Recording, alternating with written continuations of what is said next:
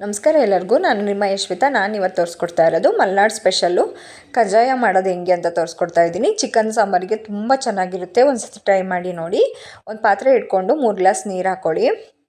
ನೀರು 3 ಗ್ಲಾಸ್ ಹಾಕ್ಕೊಳ್ಳಿ ನೀರು. ಈ ಥರ ಅಗಲ ಪಾತ್ರೆ ಇಟ್ಕೊಂಡು ಆಮೇಲೆ ಈರುಳ್ಳಿ ಚಿಕ್ಕದಾಗಿ ಕಟ್ ಮಾಡ್ಕೊಂಡಿರೋದು ಒಂದು, ಆಮೇಲೆ ಸ್ವಲ್ಪ ಕೊತ್ತಂಬರಿ ಸೊಪ್ಪು, ಆಮೇಲೆ ಕರಿಬೇವು ಸೊಪ್ಪು ಇದು ಮಿಕ್ಸ್ ಮಾಡಿ ಇಟ್ಕೊಂಡಿದ್ದೀನಿ. ಆ ನೀರಿಗೇ ಹಾಕ್ಕೊಳ್ಳಿ. ಆಮೇಲೆ ಜೀರಿಗೆ ಹಾಕ್ಕೊಳ್ಳಿ. ಸ್ವಲ್ಪ ನೋಡಿ ಇಷ್ಟು ಜೀರಿಗೆ ಹಾಕ್ಕೊಳ್ಳಿ ಅದಕ್ಕೇನೆ. ಆಮೇಲೆ ಸ್ವಲ್ಪ ಉಪ್ಪು ಮಿಕ್ಸ್ ಮಾಡ್ಕೊಳ್ಳಿ. ಹಿಟ್ಟು ಎಷ್ಟು ಬೇಕೋ ಅಷ್ಟು ಹಿಟ್ಟು ಹಾಕ್ತೀವಿ ಅಲ್ವಾ, ಹಿಟ್ಟಿಗೆ ಎಷ್ಟು ಬೇಕೋ ಅಷ್ಟು ಹಾಕ್ಕೊಳ್ಳಿ ಸ್ವಲ್ಪ. ಆಮೇಲೆ ಸ್ವಲ್ಪ ರೈಸ್ ಅನ್ನ ಹಾಕ್ಕೊಳ್ಳಿ ಅದಕ್ಕೇನೆ. ಆಮೇಲೆ ಖಾರದ ಪುಡಿ ಒಂದು 1/4 ಸ್ಪೂನಷ್ಟು ಖಾರದ ಪುಡಿ ಹಾಕ್ಕೊಳ್ಳಿ.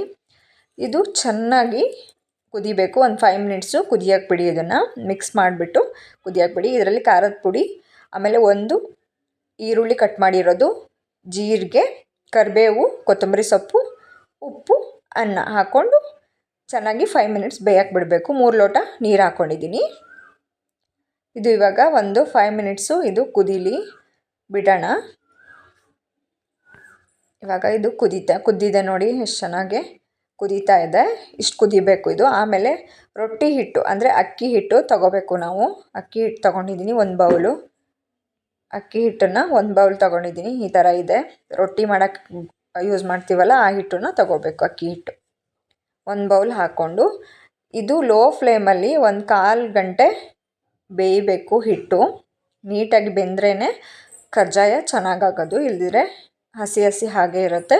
ಸೊ ಇದು ಒಂದು 10 ನಿಮಿಷ ಬೇಯಬೇಕು. ಇದು 10 ಇಲ್ಲ 15 ನಿಮಿಷ ಬೇಯಬೇಕು ನೀಟಾಗಿ. ಇವಾಗ ಬೆಂದಿದೆ.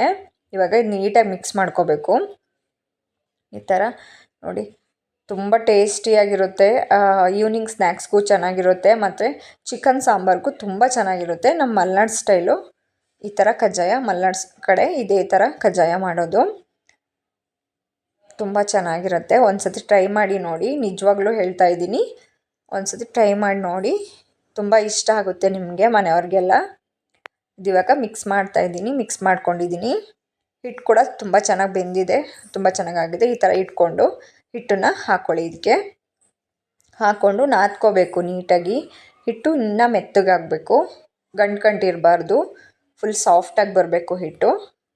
ಸೊ ಇವಾಗ ಹಾಕೋತಾ ಇದ್ದೀನಿ. ಹಾಕ್ಕೊಂಡು ನಾದ್ಕೊಳ್ಳಿ ಇದನ್ನು. ಹಿಟ್ಟನ್ನು ನೀಟಾಗಿ ಮಿಕ್ಸ್ ಮಾಡ್ಕೊಂಡು ನಾದ್ಕೋಬೇಕು.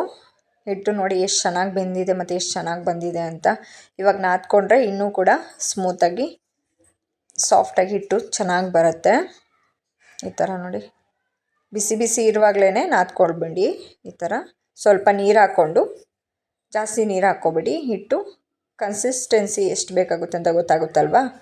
ಜಾಸ್ತಿ ತೆಳ್ಳಗಾಗಬಾರ್ದು, ದಪ್ಪನೂ ಇರಬಾರ್ದು.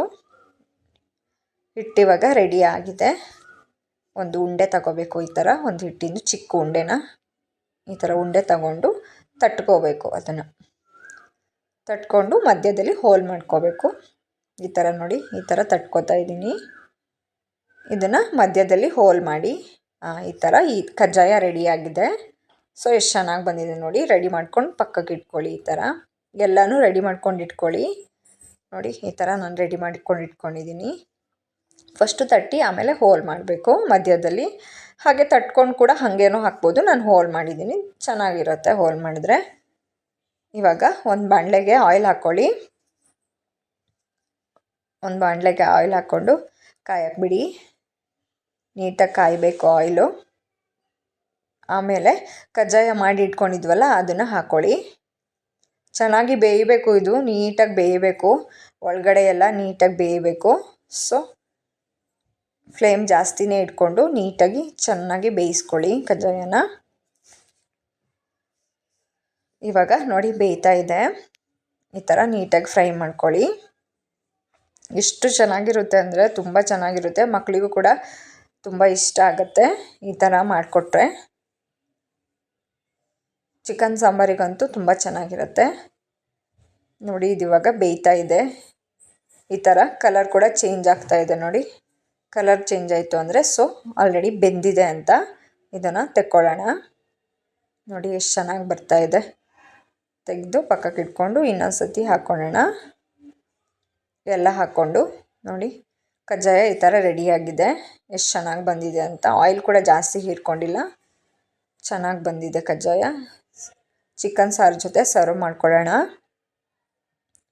ಚಿಕನ್ ಸಾಂಬಾರು ಮಾಡಿಟ್ಕೊಂಡಿದ್ದೆ, ಸೊ ಹಾಕ್ಕೊಂಡು ಚಿಕನ್ ಸಾಂಬಾರಿಗೆ ಹಾಕ್ಕೊಂಡು ತಿಂದರೆ ಕಜ್ಜಾಯ ಟೇಸ್ಟು ನೆಕ್ಸ್ಟ್ ಲೆವೆಲಲ್ಲಿರುತ್ತೆ, ತುಂಬ ಚೆನ್ನಾಗಿರುತ್ತೆ. ನೋಡಿ ಈ ಥರ ಸರ್ವ್ ಮಾಡ್ಕೊತೀನಿ. ಟೇಸ್ಟ್ ನೋಡೋಣ. ನೋಡಿ ಎಷ್ಟು ಚೆನ್ನಾಗಿ ಕ್ರಿಸ್ಪಿಯಾಗೂ ಬಂದಿದೆ.